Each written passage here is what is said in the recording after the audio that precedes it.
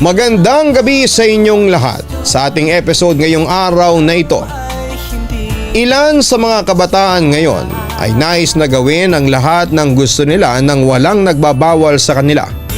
Gusto nilang mag-explore sa buhay at ang iba ay pakiramdam na alam na nila ang lahat at kaya na nila ang kanilang mga sarili. May ilan na kapag napagsasabihan o hindi na ibibigay ang gusto ay nagre-rebelde.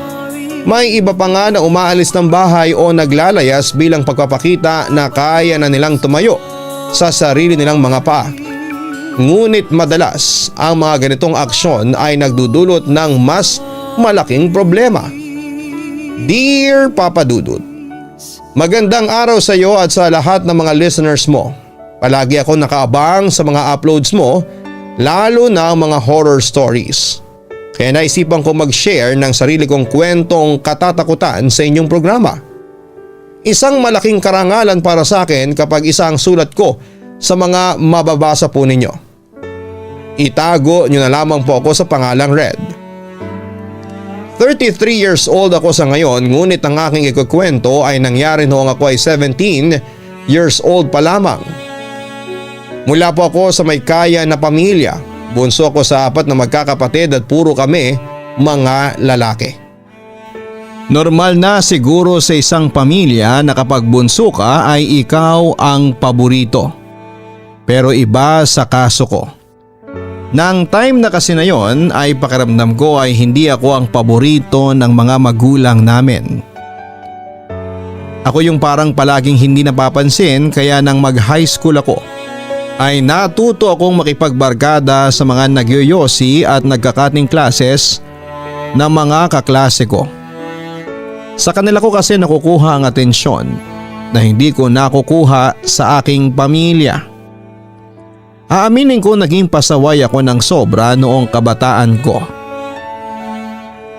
Sinadya ko maging tamad sa pag-aaral at madalas ay pinapatawag sa school ang parents ko kapag may kalokohan o mali kaming ginawa ng mga barkada ko. Pero lahat ng yon ay ginawa ko upang mapansin ako ng mama at papa ko. Palagi na lang kasi silang nakatutok sa 3 kong kapatid, porket matatalino ang mga yon habang ako ay hindi. Tinawag pa nga nila akong black sheep dahil sa behavior ko. Parang lahat ng ginagawa ko ay mali sa kanila. Kaya mas lalo kong dinamihan ang pagkakamali ko para mas mapansin nila ako, Papa Dudut. Dala ko ang ganong ugali hanggang sa mag-college ako. May kinuha akong kurso pero hindi ko tinapos ang 1 taon at nag-shift ako sa ibang kurso. Hindi ko rin naman yon tinapos hanggang sa mas pinili kong huminto na lamang sa pag-aaral. Galit na galit sina mama at papa sa akin. Nabugbog pa nga ako ni papa sa sobrang galit niya.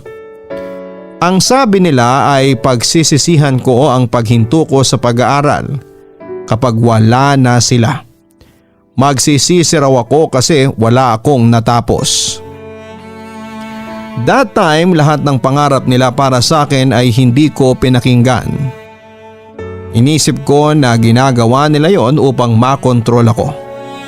Parang lahat ng sinasabi nila sa akin ay hindi ko na-appreciate. Ganon ang ugali ko dati, Papa Dudut. Nang hindi na ako nag-aaral ay hinayaan ako ng parents ko kung ano ang gusto kong gawin sa buhay.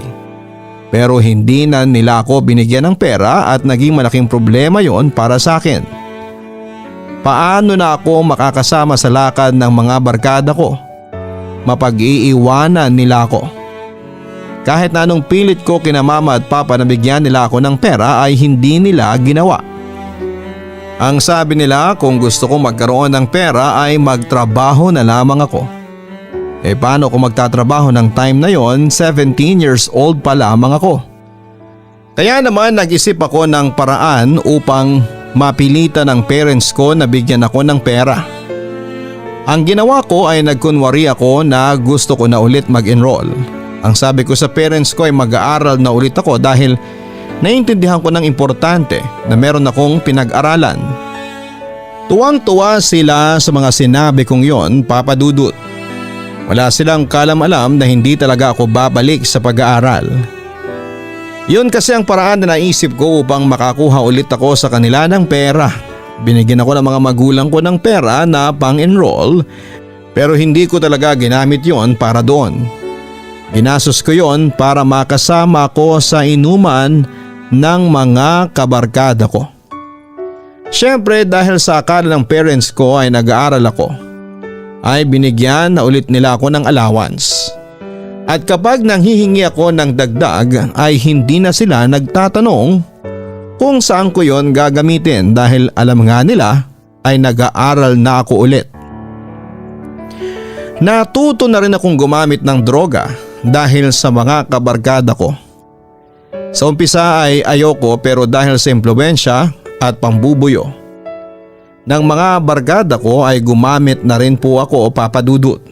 Aaminin ko na naadik ako at hinanap ko na ang bagay na yon kaya para masustentuhan ang aking bisyo ay mas malaki na ang dinidemand kong allowance mula sa mga magulang ko. May pananakot pa ako sa kanila na hihinto muli ako ng pag-aaral kapag hindi nila ako binigyan ng malaking allowance. Nagawa ko silang paniwalain na nag-aaral talaga ako kaya panay sila bigay ng pera sa akin. Pero totoo nga ang kasabihan na walang sekreto ang hindi nabubunyag. Nagduda na rin siguro ang parents ko kaya nagpunta na sina mama at papa sa school kung saan ko sinasabi na ako ay nag-aaral. Chinek nila ako kung nag-enroll talaga ako at nalaman nila na hindi naman. Bukod pa doon ay natuklasan din nila ang hindi magandang bisyo na meron ako.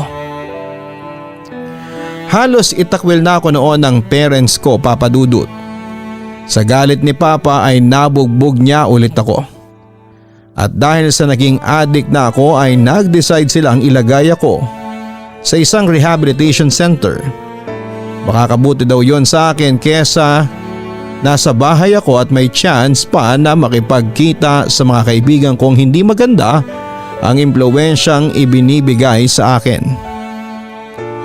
Galit na galit ako noon sa mga magulang ko sa paglagay nila sa akin sa rehab.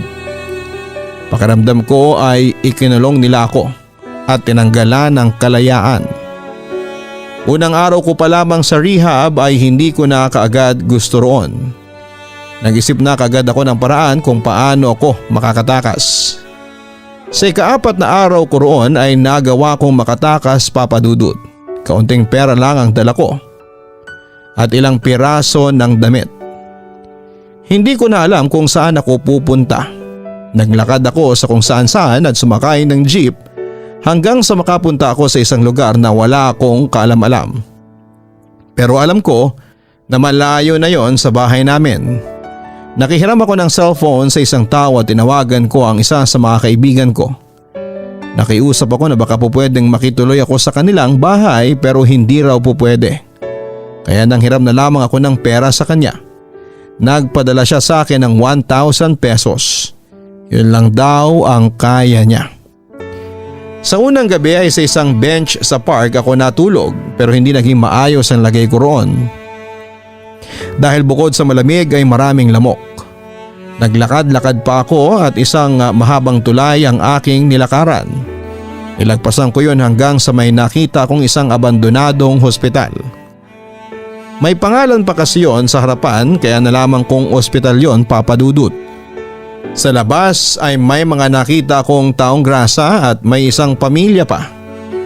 Nilapitan ko sila at nagtanong ako kung saan ba ako pwedeng tumuloy kapag gabi na. Pwede ka dyan sa ospital. Abandonado naman yan eh.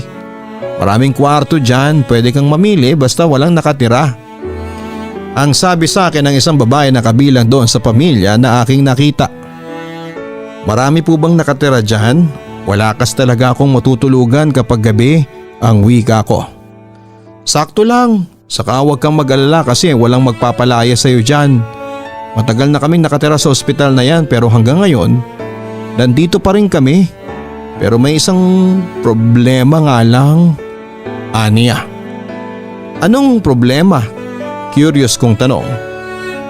Maraming multo, maraming kaluluwa. Alam mo na, ospital yan. Maraming namatay kaya asahan mo nang baka may magparamdam sa'yo gabi-gabi. O kung minamalas ka, baka may magpakita pa sa'yo. Pabulong na sabi sa akin ng babae. Ang totoo ay hindi ako tinablan ng takot sa mga nalaman ko, Papa Dudut. Hindi kasi ako naniniwala sa mga multo o aswang. Para sa akin ay gawa-gawa lamang ang mga ganong bagay para gawing panakot. Kaya bago pa dumilim ay naghanap na ako ng karton sa mga basurahan para meron akong magagamit na panlatag. Marami naman akong nakita. Maliwanag pa nang pumasok ako sa abandonadong ospital. Naghanap ako ng pwede kong mapagpwestuhan sa pagtulog ko kapag gabi na. May ilang pang mga gamit doon sa ospital, Papa Dudut. Sa 4th floor ako may nakitang pwesto. Isang kwarto na may hospital bed pa. Ang sabi ko ay doon na lamang ako kasi meron ng higaan. Kung merong mang nakapwesto na ay aalis na lamang ako. Pwede naman siguro akong lumipat sa iba kasi marami pang kwarto doon. Pagsapit ng gabi ay naghintay ako kung meron bang aangkin sa kwarto na napili ko pero wala na. Kaya sabi ko ang swerte ko kasi meron na kaagad akong higaan. Inalis ko na lamang ang dumi at alikabok na naroon. Hindi nga lang masyadong malambot ang kutsyon noon at may amoy na rin. Pero wala na akong pagpipilian at wala ako sa posisyon upang mag-inarte. Ayoko rin na bumalik sa bahay namin kasi alam ko na ibabalik lamang ako ng parents ko sa rehab. Baka kapag nandun ako ay hindi na ako makatakas pang muli. Sa unang gabi ko sa abandonadong ospital ay hindi ako nakatulog ng maayos. Sobrang lamig kaya yung mga karton na nakuha ko ay pilit kong ginawang parang kumot. Wala namang lamok. Hindi ko kasi pwedeng isarado ang bintana dahil sa basag na ang salamin ng mga yon. Pilit na pumapasok ang malamig na hangin mula sa labas. Pero mas okay doon kesa sa park na tinulugan ko dahil wala roon na mga lamok. Madaling araw na akong nakatulog kung kailan antok na ako. Tanghali na ako nagising. Lumabas muna ako para bumili ng makakain, tinabay at tubig ang binili ko para mura. Pero siguradong busog na kagad ako. Kailangan ko kasing tipirin ang perang meron ako ng oras na yon, Papa Dudut. Gusto ko sanang mamalimos kaya lang ay nangangamba ako na baka walang magbigay sa akin kasi maayos pa ang damit ko at katawan ko. Hindi ako mukhang nakakaawa. Kaya nagplano na lamang ako na maghanap ng trabaho kapag merong pagkakataon. Gusto kong tumayo sa sarili kong mga paa kahit na wala akong inaasahan, lalo na ang mga magulang ko. Kumusta pala ang tulog mo kagabi? May nagparamdam ba sa'yo? May narinig ka bang babaeng umiiyak? Ang natatawang tanong sa akin ng babae na una kong nakilala sa abandonadong ospital. Nagpakilala siya sa akin bilang Manilyn. Anak niya raw yung maliit na bata na kasama niya. Madaling araw na ako nakatulog, ate. Naninibago kasi ako. Pero wala naman akong naramdaman o narinig na kung ano. Saka hindi ako naniniwala sa mga ganyan. Tugon ko. Ganyan din ang sinabi ko dati pero nang tumagal na ako dito ay naniniwala na rin ako. Nakakatakot pero nasanay na rin ako at ang mga anak ko. Wala rin naman kasi kaming mapupuntahan. Kaysa sa kalsada kami matulog, hindi ba? Ang wika pa ni Ate Manilyn. Nakipagkwentuhan na rin muna ako kay Ate Manilyn at sinabi ko sa kanila ang totoong nangyari sa akin. Aniya ay maswerte raw ako kasi meron pa pala akong pamilya na pwedeng mauwian. Habang sila ay wala na. Tinakasan kasi nila ang asawa niya sa probinsya na sinasaktan siya palagi. Isinama niya lahat ng mga anak niya dahil natatakot siya na baka kapag iniwan niya ang mga ito ay sila naman ang makaranas ng pananakit ng kanyang asawa. Pinayuhan pa nga ako ni Ate Manilyn na umuwi na lamang sa amin at mangako sa mga magulang ko na hindi na ako mag-a-addict para hindi na ako ibalik sa rehab. Pero ayoko po talaga ng panahon na yon, Papa Dudut. Desidido po akong panindigan ng aking paglalayas. Saka sigurado rin ako ng time na yon na kapag bumalik ako sa bahay ay magagalit lamang sila Tapos balik lang ulit ako sa rehab. At dahil sa wala namang nangyari na kakaiba sa unang gabi ko sa abandonadong ospital, ay mas naging kampante na ako sa pangalawang gabi, Papa Dudut. Tinakpan ko na lamang ng karton yung mga bintana para hindi pumasok ang lamig. Naging effective naman ang ginawa ko dahil hindi na ganoon kalamig, kaya sabi ko ay makakatulog na ako ng maayos. Nakahiga na ako nang may marinig akong parang naglalakad sa hallway sa labas ng aking kwartong tinutulugan. Sa tunog ng lakad ay alam kong nakapaa ang taong yon. Sino nandyan? Pasigaw kong tanong pero walang sumagot sa akin hanggang sa mawala na ang mga yabag. Inisip kong baka merong napadaan lang tapos ay umalis na rin kaagad. Pero papikit pa lamang ako ay narinig ko ulit yung naglalakad at mas malakas na sa pagkakataon na yon, Papa Dudut. Napabangon na tuloy ako at lumabas ng kwarto. Pilit kong inaninag kung meron bang tao sa hallway. Sobrang dilim na kasi noon. Pero wala akong nakita na may sign na may tao sa hallway kaya bumalik na lamang ulit ako sa pagkakahiga. Sinarado ko ang pinto at pagkatapos ay nakatulog na rin ako maya-maya. Ate Manilyn, isa ba sa inyong umakyat sa 4th floor? May narinig kasi ako sa hallway na naglalakad na mukhang nakayapak. Tanong ko kay Ate Manilyn kinabukasan ng umaga. Sa may 4th floor ka natutulog, hindi ba? Naku, maling desisyon na doon ka natutulog. Kung ako sa iyo ay lilipat na lamang ako sa ibaba, ang payo ni Ate Manilyn. Ate, hanggang ngayon ba tatakutin niyo pa rin ako? Sabi ko, hindi ako naniniwala sa ganyan. May tao nga siguro na nagpunta sa 4th floor. Git ko. Wala nagpupunta sa 4th floor lalo na kapag gabi. Kahit nga umaga lahat ay takot doon. Kaya kung mahal mo pa ang buhay mo ay lumipat ka na lamang sa ibaba. Sumiksik ka na sa amin. Ligtas ka pa kasi marami kang kasama. Ang pilit ni Ate Manilyn.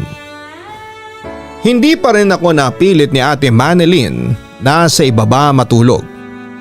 Ayoko kasi na may ibang tao akong nakikita kapag natutulog ako. Saka sobrang dami nila sa ibaba at halos na iisang spot lang sila natutulog. Ang sabi ko na lang kay Ate Manilyn ay okay lang ako sa 4th floor. Natuwa pa nga ako nang malaman na wala pala akong kasama sa palapag na yon. Feeling ko ay nabili ko ang buong 4th floor dahil sa akin lamang yon.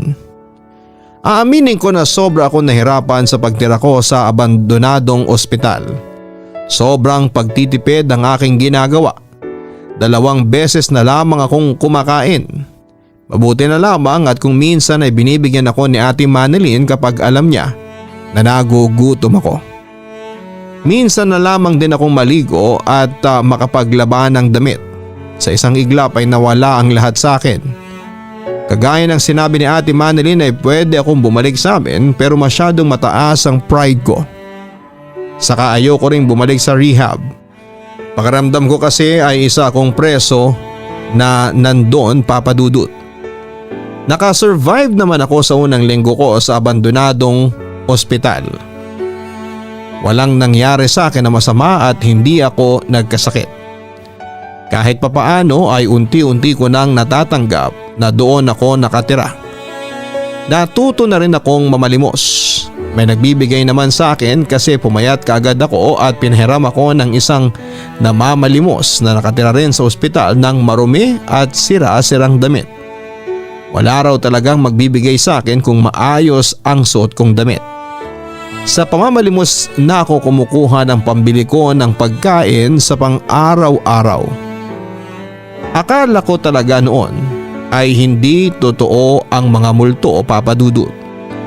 Hindi ko inakala na sa abandonadong ospital na yon magbabago ang aking paniniwala tungkol sa mga ganong bagay. Oo, mahilig akong manood ng mga katatakutan na pelikula. Pero alam ko na hindi totoo ang mga yon. Kathang isip lamang, inimbento lamang para manakot.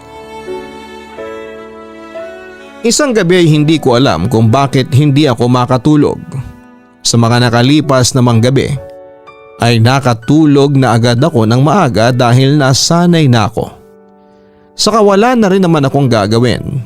Ngunit iba ng gabing yon, Papa Dudut. Hindi ako dalawin ng antok.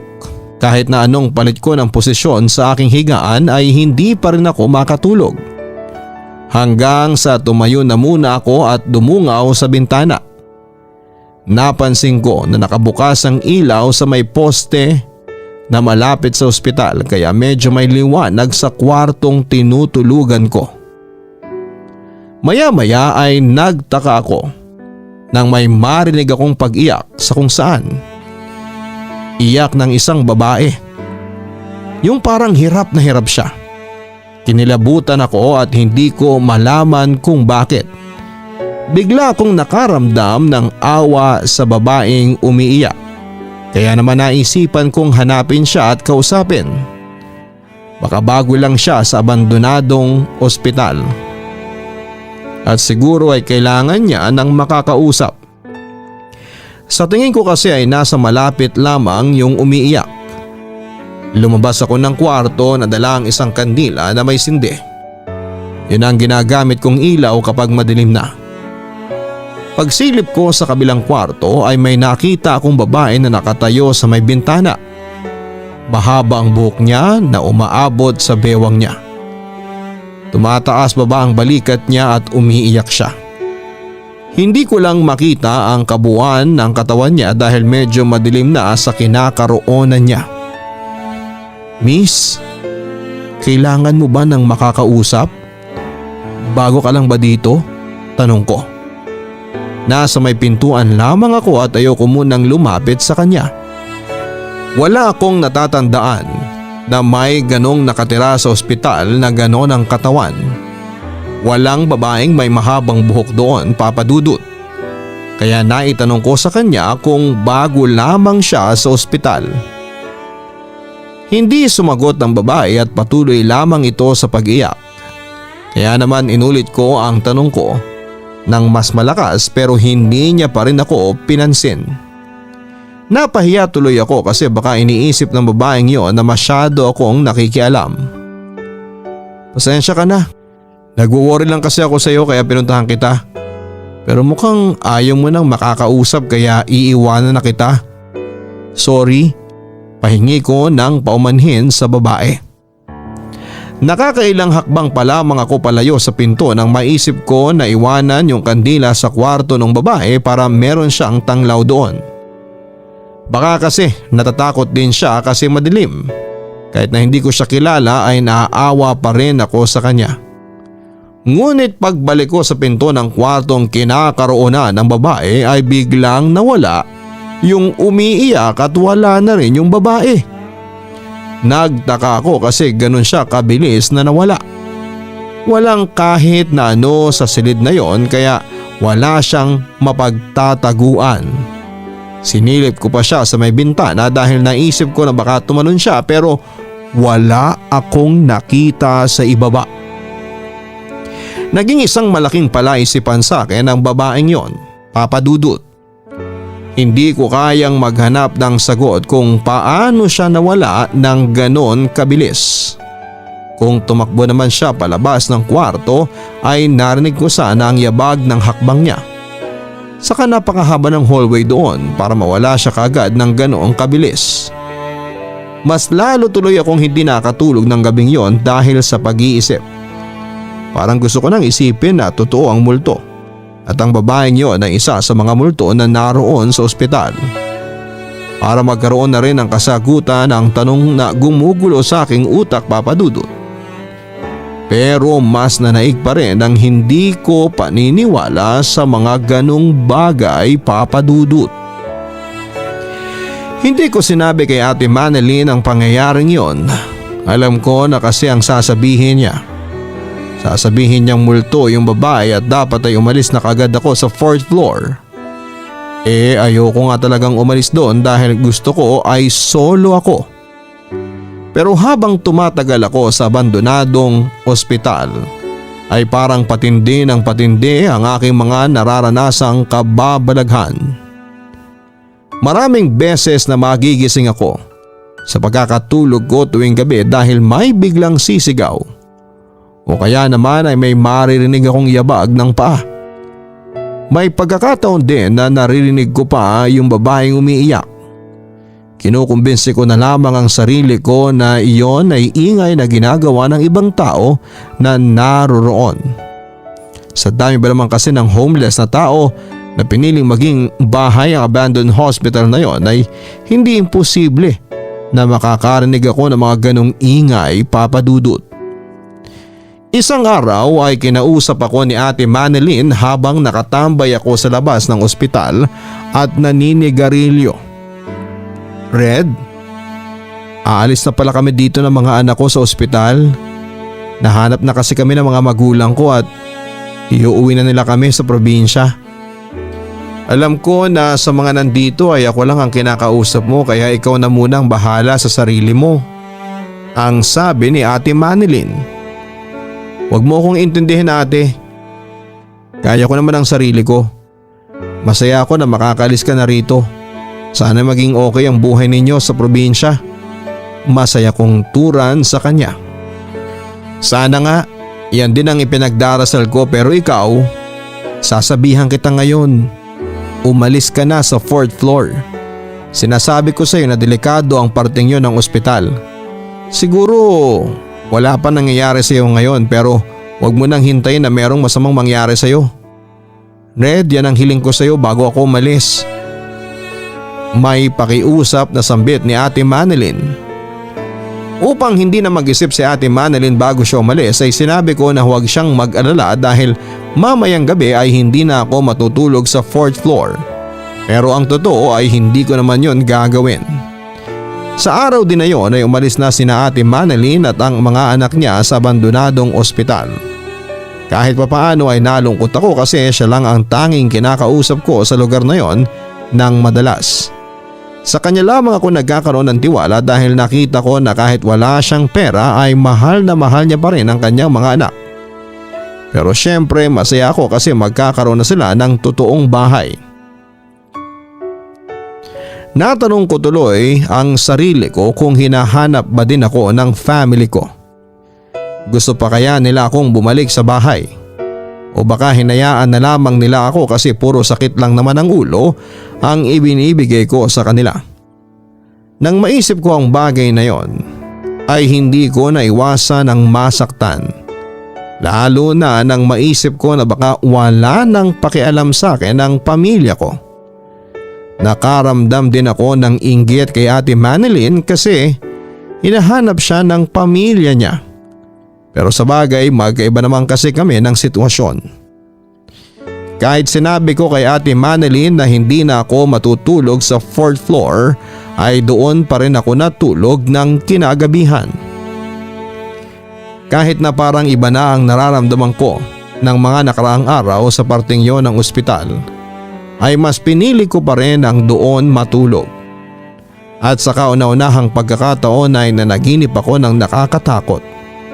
Nasa may hallway daw ako ng ospital. Sa 4th floor. Medyo madilim pero may sapat na liwanag para makita ko ang aking paligid. Nagulat ako na may isang babaeng nakaputi na magulo ang buhok ang biglang tumakbo mula sa dulo ng hallway. Papunta siya sa akin kaya napatakbo ako palayo sa kanya. Sumigaw siya na parang wala siya sa sariling katinuan. Mabuti na lamang at nagising ako kaagad kasi pakaramdam ko ay parang totoo ang lahat, Papa Dudut. Mag-iisang buwan na ako sa abandonadong ospital nang makaisip ako na umuwi na. Kulang na kasi ang nakukuha kong pera sa pamamalimos, Papa Dudut. Wala na si Ate Manilyn kaya wala na rin akong mapaghihinga ng pagkain o pera kapag wala ako. Hindi naman kasi ako close sa ibang homeless na naroon kaya nahihiya ako na manghingi sa kanila. Lalo na at pare-parehas lang kami doon na wala din. Ngunit sa tuwing naiisip ko na baka ibalik ako ng mga magulang ko sa rehab ay umuurong ako. Sinabi ko sa sarili ko na mas okay pa rin doon sa abandonadong ospital kasi malaya ako nakakalabas at nakakapunta sa kahit saan. Hindi kagaya sa rehab na para akong nakakulong. Inakala ko noon na tuwing gabi lamang ako makakaramdam ng kakaiba sa ospital na yon, Papa Dudut. Pero nagkamali ako. Kahit kasi maliwanag pa ay may mga pagpaparamdam pa rin akong nai-experience. Kagaya na lamang nang mag-isa ako sa kwarto sa 4th floor. Naninigarilyo ako habang nakadungaw sa bintana nang may marinig akong hagikik ng batang babae na sinundan ng malakas na tapik sa aking likuran. Akala ko ay kung sinong bata pero paglingon ko sa aking likod ay wala namang tao. Ilang beses din akong nag-sleep paralysis at kapag nangyayari yon ay pakiramdam ko ay napakaraming tao ang nakapaligid sa akin at nakatingin silang lahat sa akin habang nakahiga ako at hindi makagalaw at hindi magising. Noong mga naunang buwan ay pilit kong binabaliwala ang lahat. Pero nang magdadalawang buwan na ako sa lugar na yon, ay parang hindi ko na kinaya talaga, Papa Dudut. Ang ginawa ko ay kinaibigan ko ang ibang homeless na nasa ospital at nakipagkwentuhan ako sa kanila sa mga karanasan nila sa ospital na yon. Gusto kong malaman kung totoo ba ang mga sinasabi sa akin noon ni Ate Manilyn. Isa sa mga naging kaklose ko ng time na yon ay si Robin. Matanda siya sa akin ng 3 taon. At sabi niya ay 2 taon na siya sa abandonadong ospital.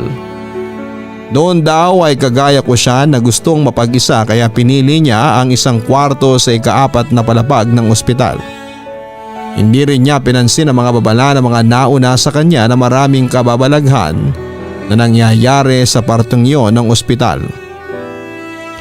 Palagi akong may naririnig na babaeng umiiyak doon. Nakakakilabot nga ang iyak niya kasi parang hirap na hirap siya. Tapos sabi nila meron ding batang babae doon na patakbo-takbo. Basta marami talaga sa lugar na yon. Alam mo na, ospital kasi. Maraming namatay dito, ang sabi ni Robin sa akin habang magkausap kami. May mga ganyan din ako na experience sa 4th floor pero palagi kong iniisip na tawang may gawa nun. Baka may sadyang nananakot lang, ang wika ko. Imposible ang nasa isip mo, Red. Walang gagawa ng ganun dito. Saka ayaw nga nilang nagpupunta sa 4th floor Kaya kung ano man ang nararanasan mo doon, nakakaiba ay dahil sa mga kaluluwa ng mga namatay sa ospital na ito. Pilit pa ni Robin. Kagaya ni Ate Manilyn ay sinabi rin ni Robin sa akin na kung mahal ko pa ang buhay ko, ay umalis na ako sa 4th floor. Ang totoo dahil sa mga nangyayari sa akin sa lugar na yon, ay nag-isip na talaga ako na umalis na sa ika-4 na palapag, Papa Dudut. Yun nga lang ay pinangunahan ako palagi ng aking pride. Siyempre nasabi ko na sa lahat na hindi ako aalis sa 4th floor at gusto ko yung panindigan. Huwag kang mag-alala, hindi ako takot sa mga kaluluwa o mga multo. Kasi para sa akin ay hindi sila totoo. Hindi ako aalis sa 4th floor, ang turan ko. Hindi ka pa rin naniniwala kahit ikaw na mismo ang naka-experience? Bahala ka, Red. Baka sa huli magsisi ka. Basta lahat kami rito ay hindi nagkulang ng paalala sa iyo, sambit ni Robin. Saka kung may masamang mangyari sa akin, dapat ay nung una pa. Malapit na ako mag2 buwan dito pero buhay pa naman ako. Kunwari ay natatawa ko pang wika. Nang panahon na yon ay malaki na ang ibinagsak ng aking katawan, Papa Dudut. Hindi na kasi ako kagaya noon na maraming kinakain. Kapag nga nananalamin ako sa side mirror ng mga sasakyan ay halos hindi ko na makilala ang sarili ko. Baka nga kapag nakita ko ng pamilya ko ay hindi na rin nila ako makilala pa. Isang umaga ay nagising ako na merong sinat. Mabigat ang pakiramdam ko pero kailangan ko pa rin kumilos at mamalimos dahil wala akong kakainin kapag nanatili ako sa pagkakahiga. Bigla ko tuloy na-miss ang nanay ko kasi kapag meron akong sakit ay ipinagluluto niya ako ng sopas at inaasikaso niya ako ng sobra.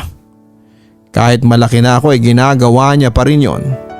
Pero dahil sa wala ako sa bahay ay hindi na yon nangyari. Ang sarili ko na lamang ang aking aasahan.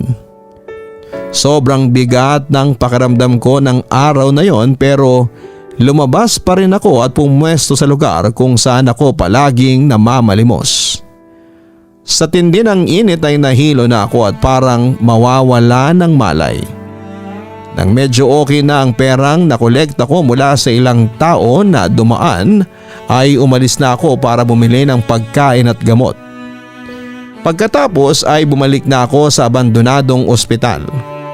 Pagdating ko sa 4th floor ay kumain ako ng mabilis at uminom ng gamot. Mas lumala na ang sakit ko.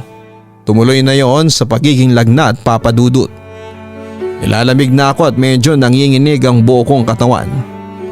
Pakiramdam ko ay mag-isa na lamang ako ng time na yon, Papa Dudut. Hindi ko maiwasang sisihin ang Diyos sa lahat ng mga kamalasan na nangyari sa akin. Sobrang in denial pa kasi ako noon na kasalanan ko ang lahat kung bakit ako nalagay sa ganong sitwasyon.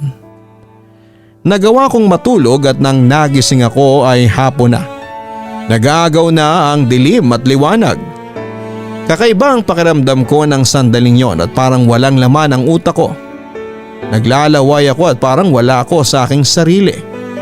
May pakiramdam ako na may ibang nasa katawan ko pero aware ako sa mga ginagawa ko. Kahit gusto ko mahiga pa ay parang may kumokontrol sa aking katawan. At lumabas ako ng kwartong aking kinakaroonan. Pumunta ako sa 2nd floor kung saan ay may mga nakatambay na mga kalalakihan na doon din naninirahan. Matalim ang mata ko sa kanila, Papa Dudut. Wala naman silang ginagawa sa akin na masama pero grabe ang galit na nararamdaman ko sa kanilang lahat. Kung hindi ako nagkakamali sa aking pagkakatanda ay 5 silang lahat na naroon. Nagkakwentuhan at nagtatawanan sila. Ang iingay nyo, umalis kayo dito. Matapang na sigaw ko sa kanila. Agad silang nagalit sa akin, Papa Dudut. Nilapitan nila ako at hinawakan ako sa leeg ng isa para sakalin. Pero napahinto siya dahil naramdaman niya na sobrang init ko. Pare, nakadroga yata yan. Ibang tingin eh. Ang wika ng isa. Napakarami nyo na rito. Umalis na kayo dito. Pinapasikip ninyo lalo ang lugar na ito. Sigaw ko sa kanila at pagkatapos ay wala na akong natandaan pa sa kung ano ang sumunod na mga nangyari. Nagising na lamang ako nakatabi ang ibang homeless at naroon ako sa pinakaibabang palapag. Agad ako nilapitan ni Robin nang nakita niya akong gising na. Sobrang sakit ng ulo ko pero wala na akong lagnat. Tinanong niya ako kung bakit daw ako umangas doon sa mga lalaki na nakatira sa ospital. Muntik na raw akong mabugbog at sinabi ko sa kanya na alam ko ang mga ginawa at sinabi ko. Pero hindi ko yun gustong sabihin. Inamin ko rin na parang may ibang nagkokontrol sa aking katawan nang nangyari yon, Papa Dudut. Hindi kaya sinapian ka? Pero sa pagkakaalam ko kapag sinapian ay walang naaalala. Ay, hindi pala ako sigurado. Kakamot-kamot sa ulo na turan pa ni Robin. Ewan ko, hindi ko alam, basta ang alam ko ay hindi ko gusto ang mga sinabi at ginawa ko ng oras na yon. Sagot ko. Napaisip ako sa mga sinabi ni Robin, Papa Dudut. Sa pagkakataon na yon ay unti-unti nang nababali ang paniniwala ko pagdating sa mga paranormal na bagay. Siguro nga totoo ang mga multo, kaluluwa at kung ano-anong elemento.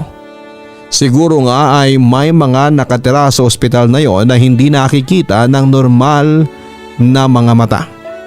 Yun lang kasi ang tanging paliwanag na naisip ko sa mga bagay na naranasan ko sa lugar na yon.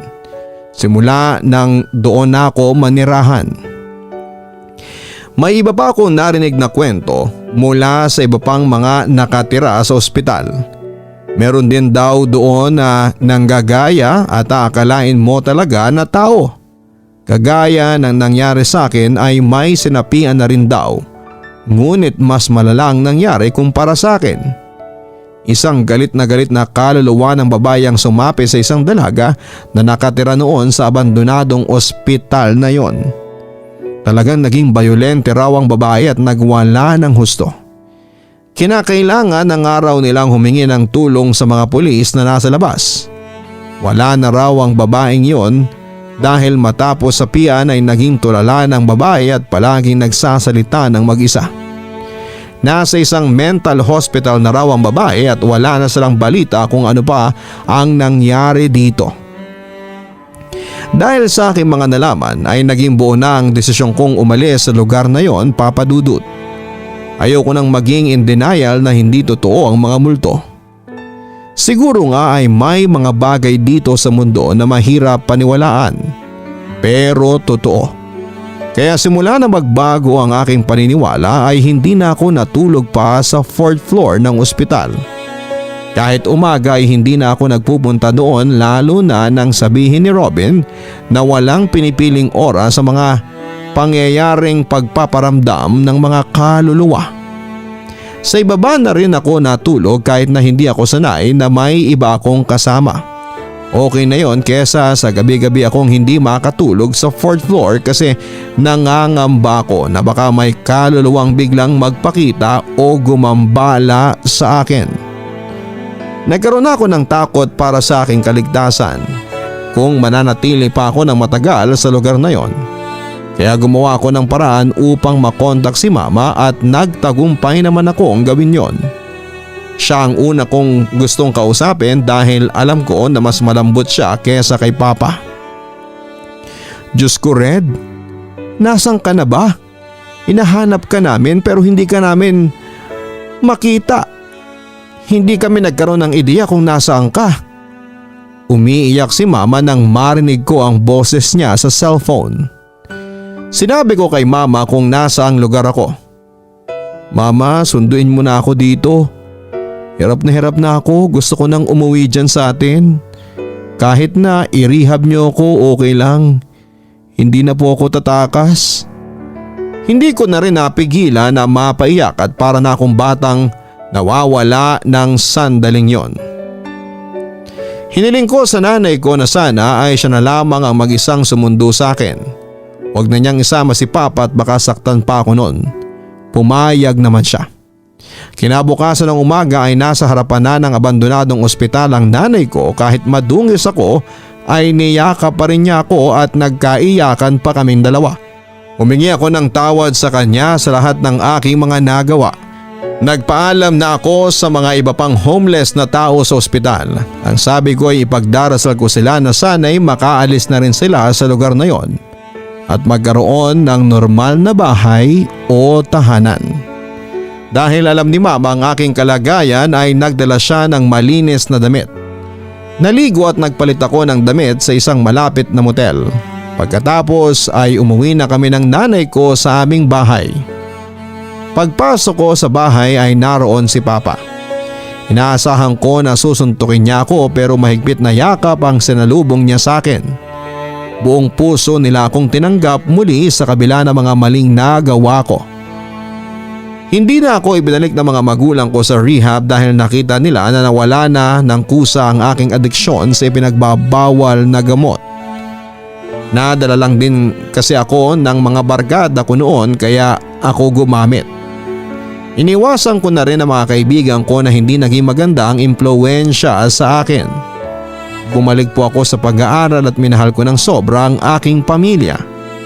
Ang dami ko rin kasing natutunan nang tumira ako sa abandoned hospital na yon. Na kapag hindi ako naging seryoso sa buhay ay baka habang buhay na akong sa lansangan manirahan. Hindi naman ako nagkamali sa aking mga naging desisyon at pagpili sa pagbabago dahil nagbunga ang lahat ng yon ng magandang bagay. Naayos na ang relasyon ko sa aking mama at papa. Bukod pa doon ay nagkaroon ako ng magandang trabaho at makalipas ang ilang taon ay nagpakasal na kami ng aking girlfriend. Sa ngayon ay masasabi ko na wala na akong mahihiling pa sa buhay. Bagamat kung minsan ay napapanaginipan ko pa rin yung abandonadong ospital at ang ilang kaluluwa na nakatira doon hanggang sa ngayon. Lubos na gumagalang, Red. Mahalaga na marunong tayong pumili ng kaibigan o taong sasamahan natin dahil sila ang magre-reflect kung anong klaseng individual tayo. Wala namang masama kung magkasiyahan kayo ng iyong mga kaibigan, ngunit kung alam mo na mali at hindi makakabuti sa iyo ang paraan ng inyong pagsasaya, ay maganda na ito ay huwag mo na lamang gawin. Bilang kabataan, importanteng nakikinig tayo sa mga pinapayo ng inyong mga magulang, lalo na kung ito ay para sa inyong ikabubuti. Siguro ay may mga pagkakataon na nagiging mahigpit sila dahil nakikita nila na ikaw ay mahirap pasunurin. Pero hindi naman ibig sabihin na mahigpit sila sa iyo ay gusto ka na nilang kontrolin. Napagdaanan na kasi nila ang lahat ng yan at alam nila ang magiging resulta kung sakaling ikaw ay maligaw ng landas. Magandang gabi sa inyong lahat mga ka-online. Ang buhay ay mahiwaga, laging may lungkot at saya. Sa Papa Dudut Stories, laging may karamay ka.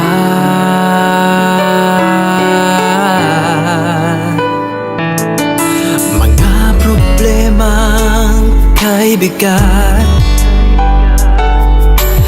dito ay pakikinggan ka. Sa Papa Dudut Stories, kami ay iyong kasama. Dito sa Papa Dudut Stories, ikaw ay hindi nag-iisa.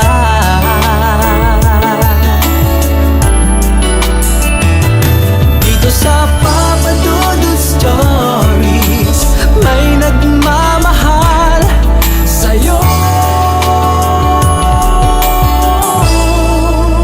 Papa Dudut Stories, Papa Dudut Stories, Papa Dudut Stories.